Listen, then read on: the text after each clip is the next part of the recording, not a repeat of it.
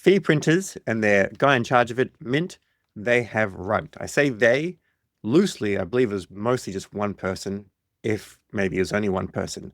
But Mint has taken the funds and he's rugged it. So very, very unfortunate. I'll go over that. I mean, if I could be a little bit more frank, absolutely despicable, just disgusting, like really, really revolting. I'm going to give you all the information because maybe this was the first rug that you've been a part of in crypto. And I unfortunately will have to say there will be a lot more than just one rug that you'll experience. Firstly, let's have a look at Tensor here. You can see the floor price for the Fee Printer Gen 1 NFT has dropped to 0.33. So there's no point in buying it, just to be clear. It has no value and it went up to, I don't know how high it went, 7, 8, something like that. The Gen 2, this was like a 1 sol mint. This went briefly over 1 sol, came down a little bit to 0.5. Basically, Mint, we'll just go he, not they. He did some stupid stuff where he started leverage trading Solana, which was not part of, his game plan, and went down to 0.5. Then it came up again to like 0.8 and then rug. This rug happened like 11 hours ago or something like that. Now, I spoke to him on the phone and I spoke to Token Guy about them. Now, Token Guy is not affiliated with him. Like, there's no affiliation there, so don't go and FUD Token Guy. It's like, do you know someone? I know thousands of people in crypto, and I know people that rug. I've known them beforehand, and then they rug, and then I'm just like, well, what do you do that for? And well, they block you by that stage. So this dude here, his name was Mint. He's changed it to sorry, don't trust people. But this was a very long rug. Like, he spent hundreds and hundreds of hours like teaching people, live streaming, all this sort of stuff. He was a guy from the United Kingdom, had an English accent, young dude. He seemed like he was quite content with what he was building. I guess the unfortunate thing is greed got the better part of him. And from there, he decided, you know what, as opposed to getting 10 or 20% or whatever the revenue was, I can just take the whole amount. I do believe in karma, and I do believe this sort of stuff it comes back and it bites you. So it doesn't bite everyone, or it doesn't bite everyone how you expect it. And I don't want to wish any bad wishes on somebody, but I have a feeling that his life is not going to be the same. It's just not going to be the same. His voice will be recognized in the future, and he'll have to like never put his voice back online or something like that.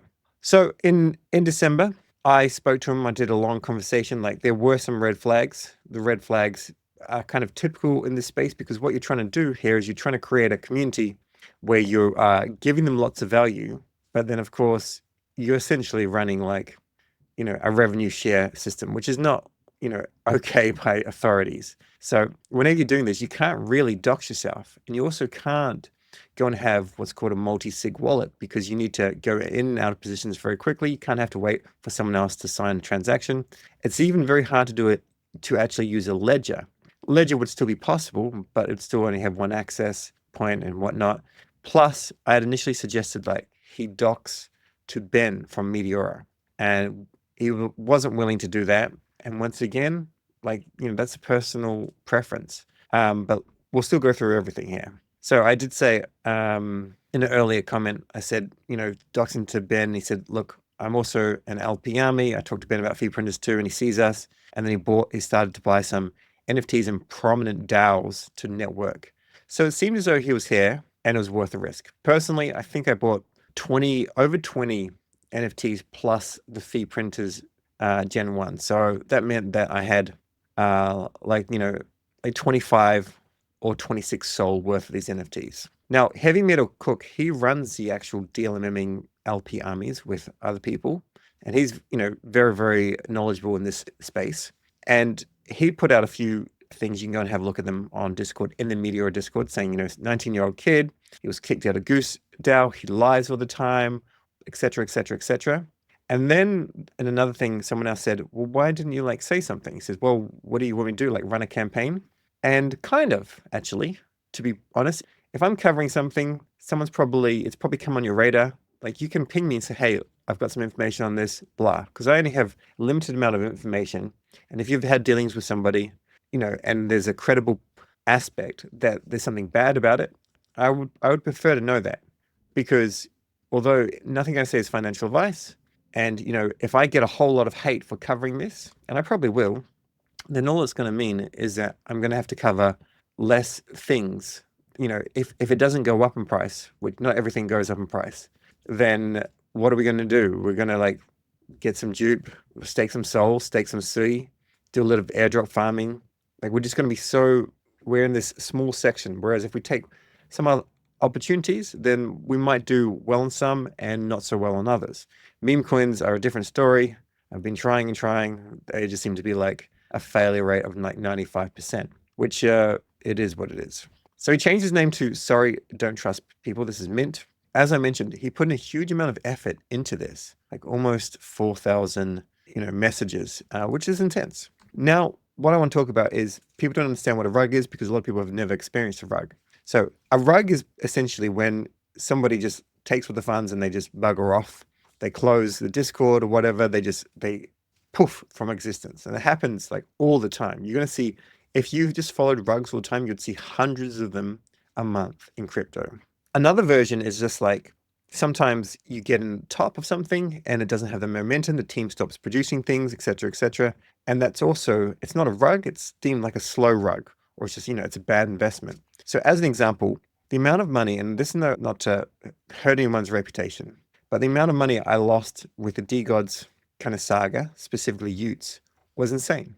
Like it was many multiples of what I just lost on this. And this is all about basically putting a certain amount of capital into something you have conviction on, or if you don't have conviction on it, a very small amount. So maybe it's like, 0.5% of your portfolio or smaller, something where if it was a loss, then it's a loss. You don't want to make crazy bets all the time. Yeah. And like 20 Sol, 25 Sol for me, it's like a decent amount, but it's, it's not too much. This is an example of DeGods, right? They had this amazing rise, 560 Sol, then 1,000, then up to 2,000. This is a weekly chart, so exactly where they hit, I'm unsure. Right now, they're selling for 16.5 Sol. So, buying like basically anywhere here, you'd be down more. And this is in a lot of the situations. So just keep in mind, you do have to be aware that you're going to experience this. And if I say something in a rugs, or if someone else says something in a rugs, you just have to be aware that you need to put in a certain amount of capital, and then that's it, right? You put it in, you take your profits aggressively. Your goal is to build your bags here. It really is. One of the biggest and more prominent things back in 2021 was Solflare gang. These guys were just crazy ruggers. They basically launched something like 3 Sol, went to like 30 Sol in 48 hours, absolutely tanked. And they said, look, we're going to launch another collection called Soul Cats. And like this will all happen again. It'll just happen with new people. And then these ruggers will go on to one thing, the next thing, the next thing. And currently, this is essentially what's happening right now with meme coins. Team knows how to launch something. They pump it up with different wallets. People buy in, they sell. They launch another one. And they're making $1 million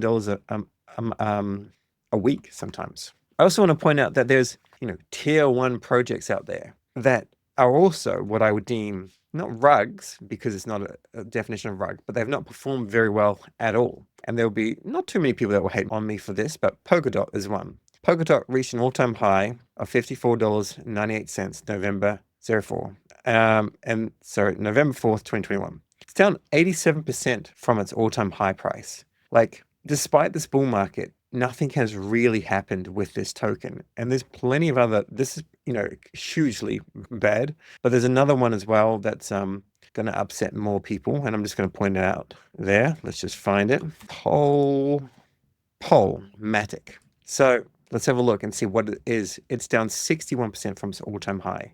Now, Solana has touched its all-time high again this cycle, which is why, we're betting on it over here. Whereas these sort of things, they have these little little rallies, and then just straight back down. ETH is doing better than this, of course. And Bitcoin's obviously past its all-time high from the previous cycle. But I'm just trying to point out that not every bet that I say or someone smart says will be a winner. And if you're holding out for that, you won't win. A couple of people have been pinging me that Fee Printors is rugged, so I appreciate that. What can you do moving forward? So I don't know how to get into GooseDAO, but if you're pretty good, you will be able to get entry into GooseDAO. But moving forward, like there is still major product market fit for someone to go and do this same system, but with just credibility. Like they've been in the space for a while, or they've doxed in some way, or they're taking care of security. whatever. I'm unsure who is going to do it, and I probably wouldn't cover it in the future, but I may still enter in. It does have major product market fit because DLMMing is hard. But in general, Meteora, the airdrop, will be amazing. It's an amazing tool, and if you're good at it, it is properly like it prints fees during a bull market, and probably during a bear market, you still do pretty decently. So if you can join the Goose DAO, you have to have the skills to pay the bills here, and I'm unsure how you get entry. Another thing is Fee Printers, they've opened up again. This is not with Mint. This is just the core community in order to add value. Sushi Boy was very good at finding good plays. So if he rejoins, maybe there's some value there to go and actually join that one. But of course, if there's any revenue share going on, maybe stay away unless you've got a whole lot of conviction. Like if there was a membership fee or something like that, that would make sense to me if people are putting in the value. But, you basically have to grow your own bags, unfortunately. You have to grow your own bags, which is hard and it's not for everybody, but that's the only way that you're going to be able to do it. Now, what did Mint do with the fees? I believe they've moved them to a new wallet. So we've got this one, I think, this one. I'll put them below. At one stage, very recently, as I mentioned before, Mint started leverage trading, put like on Sol, which was just absolutely stupid. I imagine the old wallets, and hopefully these wallets will be excluded from any Met points. However, all he has to do is just move the funds 100 times. Like we can't go and spend hours collating a massive list and then giving that list to the Meteora team to say, don't give this guy any Met points. But hopefully we can. That Discord I was telling you about, I will link it below. You can join if you want. It's just for opportunities. The next thing Chartfoo's put out this is like, everyone wants an infinite money glitch, but no one wants to put in the work in. It's very true. This is how it is. However, at the same time, there is product market fit for this in crypto. It's just crypto is the Wild West and people, can't always be trusted. Also, there's one key point here. Sometimes alpha is not about making profits, but saving money. This is why at the end of every video, I say, take some of your soul and stake it with validator.com. It may sound boring because it's not going to be 100x from, this point to the end of the cycle. But that's how you can still have upside in this ecosystem that's thriving and not lose it all. Because the number of people that I speak to that just gamble and then gamble and gamble, and they turn 10K into $100 or 50K into $200, this is actually quite high.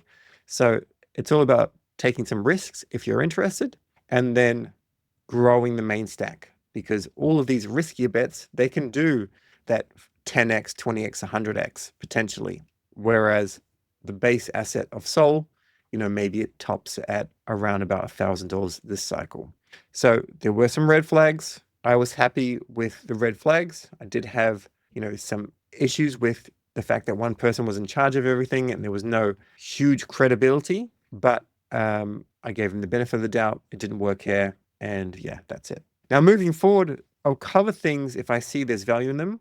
But if I get too many people hate, and you're welcome to hate, I will see that as an indicator that the vast majority of people are not keen, in which case I'll have to have something private where I set something private, and only those people that want to actually know what I'm keen on and taking risks on, they can join those things. Also, moving forward, I do think, unfortunately, NFTs on Solana, they're not going to do incredibly, incredibly well.